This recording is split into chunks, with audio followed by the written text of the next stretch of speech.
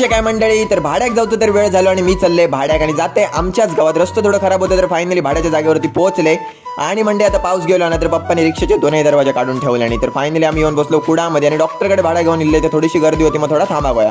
Finally भाडा सोडले, घराकडे येले. तोपर्यंत बाबू पण घराकडे इल्लो. लायसन वगैरे जागेवर ठेवले. बोला गणपती बाप्पा मोरया, श्री स्वामी समर्थ. तर बहिणीची जरा कळ काढले आणि तोपर्यंत पप्पांचा भाड्याक जाऊचो टाइम झालो. पप्पाने आईक बाय केले आणि मी केले पप्पांका बाय बाय आणि इले आईकडे. भूक लागली आहे, काहीतरी खाऊ कर. काय करू? चायनीज बेल करू. कर चला. चल.